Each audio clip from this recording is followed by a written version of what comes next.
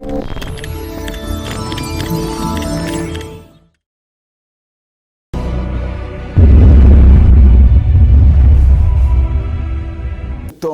quel est celui-ci à qui obéissent même?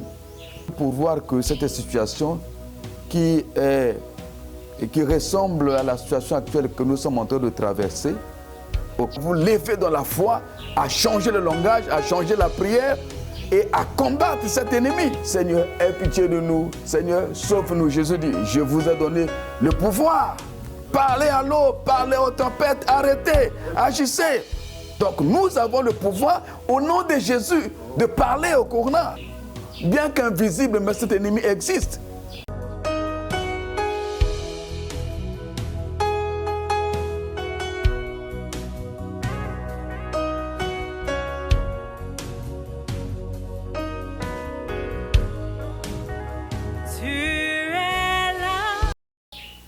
Que Dieu soit glorifié, l'Esprit du Seigneur est vivant, Jésus est au milieu de nous.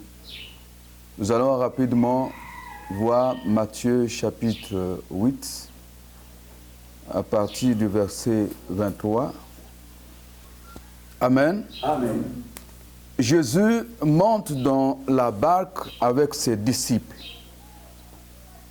Et lorsqu'il monte dans la barque, arrivé au milieu de la mer, il se passe comme un grand tourbillon qui va occasionner une grande tempête. Il y aura les vents et il y aura des flots. Donc la vie de ceux qui étaient dans la barque était en danger. Il faut donc rapidement rappeler que la plupart, sinon la majorité des disciples du Seigneur étaient des pécheurs de la Galilée.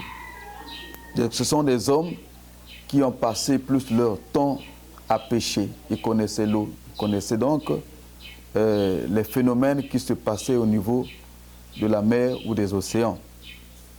Donc cette situation a semblé dépasser les capacités des disciples du Seigneur. Ils ont tout fait avec les méthodes qu'ils connaissaient pour maîtriser la barque, pour arrêter les dangers, mais ils ne purent le faire. Étant donné que cette situation dépassait leur entendement, ils ont vu que le Seigneur était pour lui tranquille, il était pour lui endormi. Ils sont partis alors pour le réveiller. Il faut donc revenir un peu pour voir que cette situation qui ressemble à la situation actuelle que nous sommes en train de traverser, auquel les savants n'arrivent pas à trouver la solution, et les savants, les grands hommes l'ont nommé ennemi invisible, est comme l'image de ce grand vent, de cette tempête et de ces vents contraires qui soulèvent les eaux, qui soulèvent la barque, auquel le peuple ne peut pas trouver la solution par les méthodes humaines. Ils ne purent le faire. Alors ils sont partis précipitamment réveiller le Seigneur, en disant, Seigneur, mais nous périrons, nous allons perdre la vie, on va mourir. Réveille-toi et fais quelque chose. Et Jésus s'est réveillé et il a pris l'autorité sur le vent, il a pris l'autorité sur les flots de la mer. Et ni le vent, ni les flots de la mer ne pouvaient plus encore agir sur la barque. Tout était revenu calme. Et c'était donc étonné.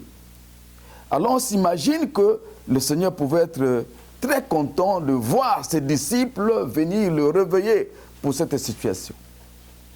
Et j'imagine qu'ils pouvaient peut-être s'attendre à ce que le Seigneur puisse leur dire, oui, c'est comme ça qu'il faut faire. Je vous encourage, toutefois qu'il y ait un problème, venez me réveiller, pour que moi je vienne vous sauver. Vous avez bien fait de venir me réveiller afin que j'arrête le fléau. Mais Jésus n'a pas réagi comme ça. Jésus se retourne encore vers ses disciples et dit, homme de peu de foi. Oui.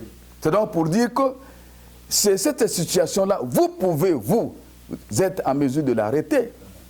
Donc c'est pour dire qu'au lieu de continuer avec les prières de supplication, lamentation, mais le temps est arrivé où nous devons agir comme des dieux, où nous devons arrêter l'affaire, nous devons changer notre langage.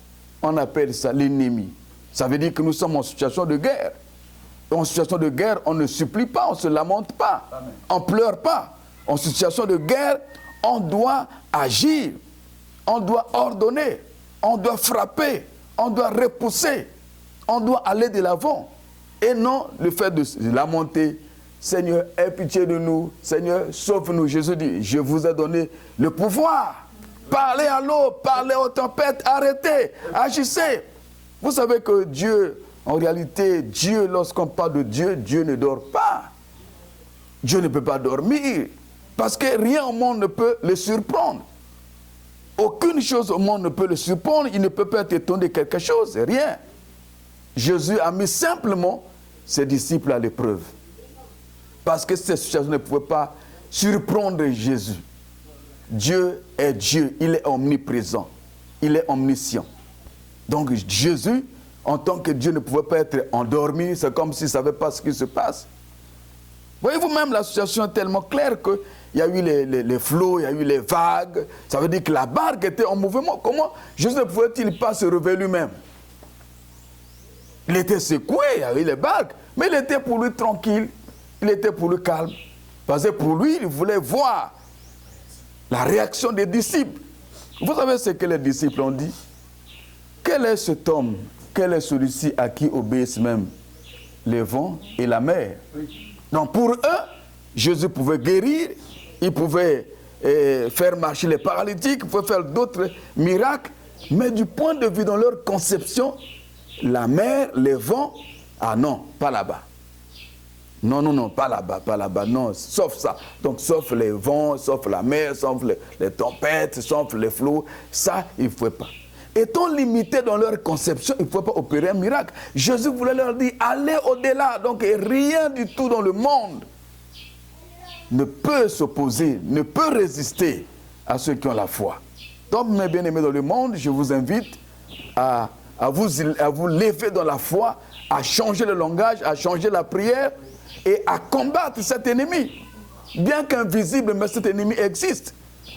À Jésus, le seul nom qui a été donné. Et que lorsque nous prononçons ce nom, tout genou doit fléchir et toute langue doit confesser que Jésus est Seigneur. Amen. Si le corona existe, puisqu'il tue, donc nous avons le pouvoir, au nom de Jésus, de parler au corona virus, de parler à ce virus. Nous avons le pouvoir de l'ordonner, de l'arrêter, de détruire ses œuvres, de l'arrêter, de neutraliser. Donc, relâchons la puissance, relâchons les armes qui vont contre ce virus pour l'arrêter, pour le détruire, pour le neutraliser. Sinon, avec les lamentations, on va continuer seulement à se lamenter. Que Dieu vous bénisse.